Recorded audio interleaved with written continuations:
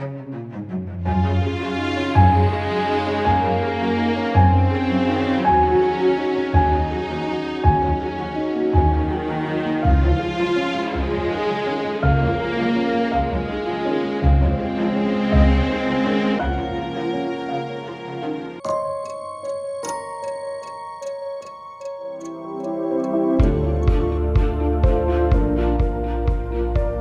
are different kinds of crayfish, pero tinatawag din itong freshwater lobster.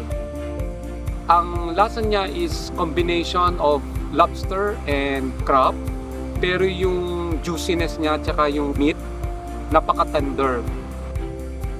Dito sa amin, we ensure, hindi lang siya fresh, live pa siya. Dito kami nagpapalaki, dito kami nagpipre.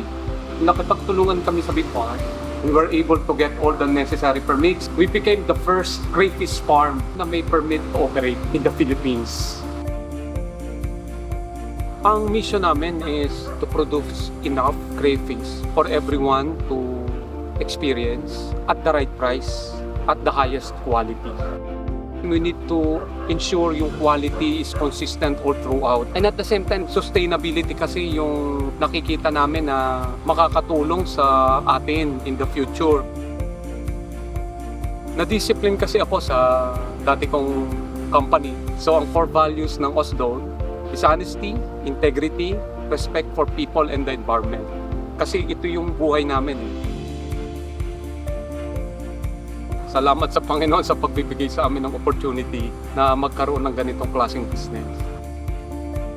Sa nakikita namin, kung kami ay pagpapalain ng Panginoon, dapat kasama din yung nagpapala sa amin. Ay mga tauhan talaga ang isa sa mga buhay ng ating mga negosyo. We consider them as part of the family. Yung kanilang pamilya ko rin. Sa pakikipag-usap, material, spiritual, pantay-pantay ang pagtingin namin sa isa't isa dito. Nandun lagi yung respect. Ang laki po ng tulong nila sa amin. Dito po kami dito sir, sa benefits, tulad ng Christmas, PhilHealth, Pag-ibig.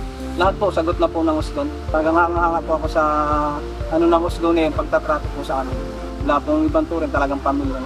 Nakita ko rin na ang dami dito sa paligid namin na walang trabaho. Sabi ko doon sa mga tauhan namin, kung meron tayong mga ipapagawa na project, special requirement sa manpower, sila ang kunin natin. So mabilis sila, masaya sila dito, nagkakaroon sila ng hanap buhay.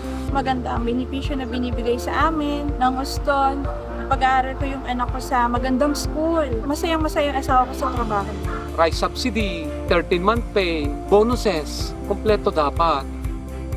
Pagpunta naman namin dito, naka-ready na yung mga fresh vegetables, fresh fruits, madala namin pabalik. Concerned sila sa amin. Natutuwa na kami doon. Kailangan na magkaroon tayo ng impact sa community as well.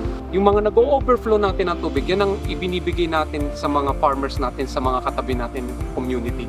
At the same time naman, habang binibigyan namin sila, yung iba namang mga farmers, yung mga pagkain ng crayfish na binibili namin, it has to be fresh, it has to be natural.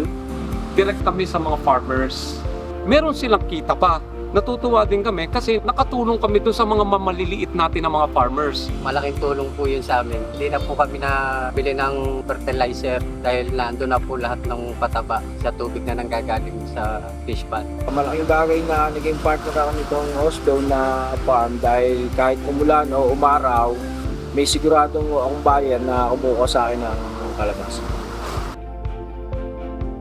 We need to help the government as well dahil bago nga ito eh. I have high respect sa BIFAR kasi sila yung nakikita ko na magbibigay ng pamantayan kasi on how to raise crayfish. Yun ang una kong kinumply, yung regulatory requirements ng BIFAR.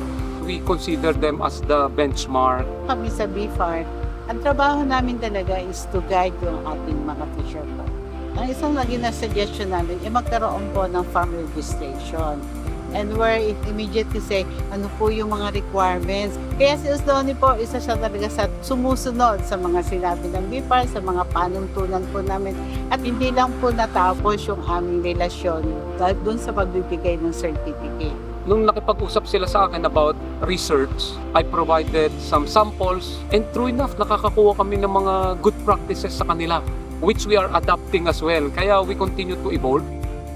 Yung mga practices natin dito will continue to improve. Marami kaming natutunan. Pag talagang ipagkakaloob ng Panginoon, gagawa siya ng paraan. Mahilig din tayo sa kain, ano. Talaga pong napakasarap nitong produkto namin. Para dun sa hindi pa nakakatikim, kailangan nyo pong matikman. Tunay, kakaiba nga yung crayfish namin dito.